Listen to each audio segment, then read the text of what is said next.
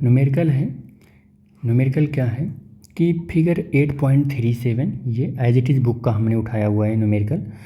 Ahead show a battery of the EMF 9 volt and the internal resistance 0.6 ohm connected to the three resistance ABC। Calculate the combined resistance of the B and C। Combined resistance B और C का calculate करना है और फिर कह रहा है कि the total resistance of the ABC, ये पूरा सॉल्व करना है। The total resistance of the circuit, the current in each resistance ABC और the potential drop across the internal resistance and the potential difference across the resistor B and the terminal voltage of the cell. ये पूरा solve करना है आपको, question यही है।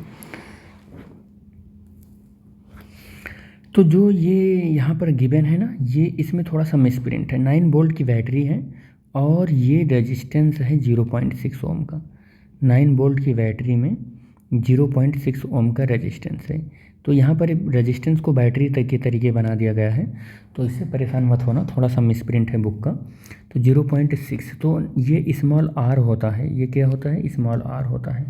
ये भी याद रखें कि ये जो वैल्यू होती है वो ये स्मॉल r की होती है, इंटरनल रेजिस्टेंस होती है, ठीक है।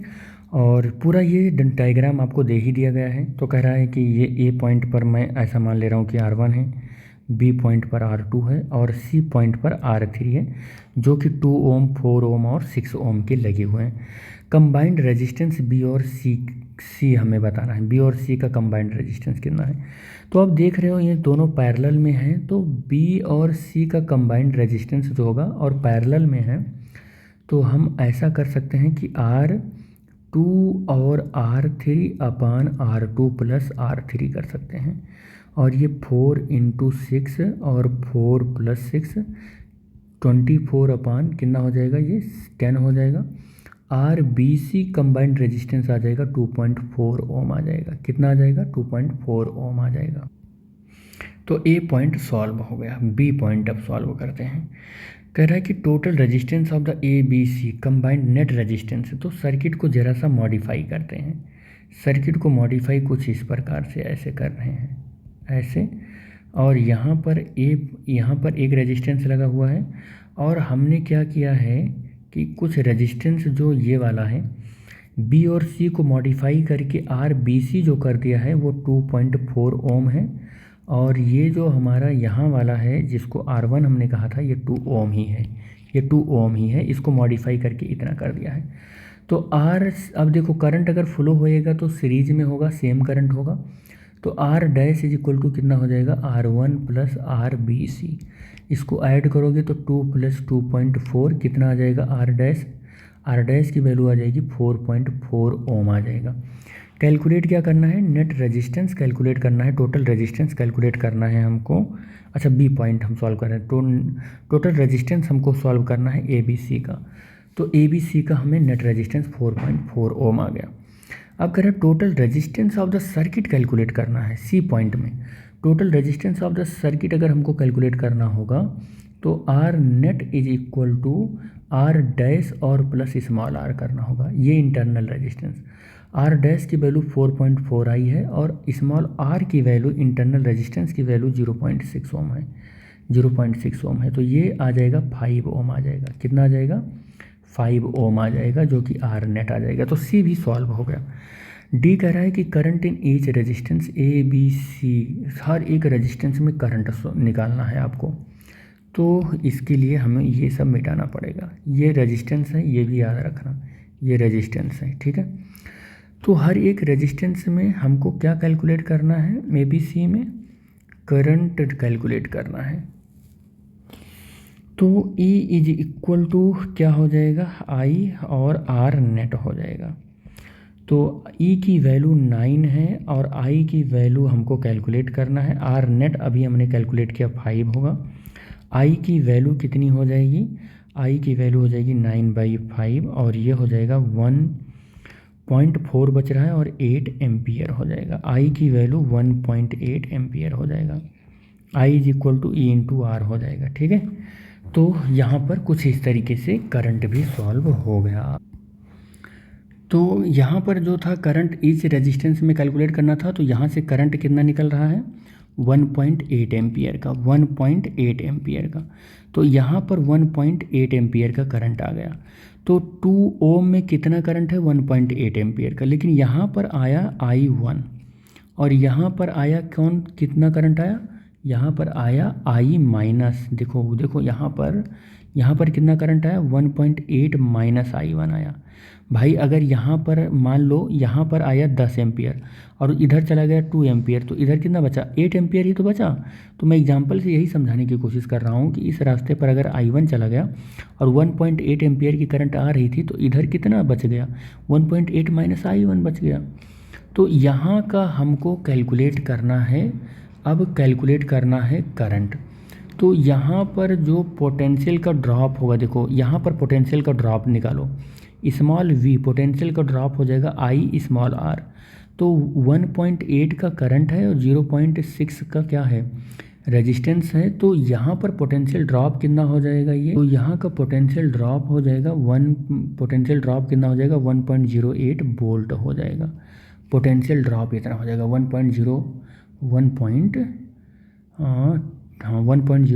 वोल्ट हो जाएगा। ठीक है, ये पोटेंशियल का ड्रॉप आ गया यहाँ पर।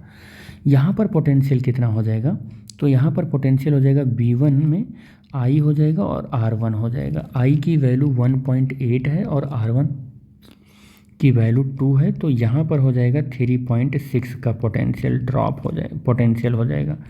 इसका मतलब 9 वोल्ट की बैटरी लगी हुई है। तो यहाँ पर क्या पोटेंशियल है?